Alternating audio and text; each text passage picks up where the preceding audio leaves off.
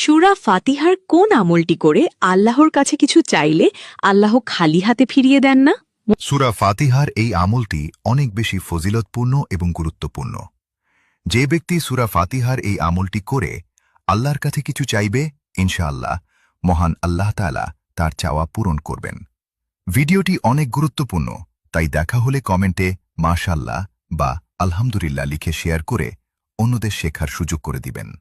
আপনি ভাবতেও পারবেন না আপনার মাধ্যমে কত কোটি মানুষ এই আমলটি করবে, আর এর বিনিময়ে আপনি অসংখ্য নেকির অংশীদার হবেন ইনশাআল্লাহ।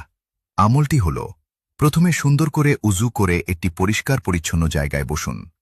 শুরুতে ৩ বার দরুদ শরীফ, যে কোনো দরুদ, সবচেয়ে ভালো হয় দরুদে ঈদে ইব্রাহিম, পাঠ করুন।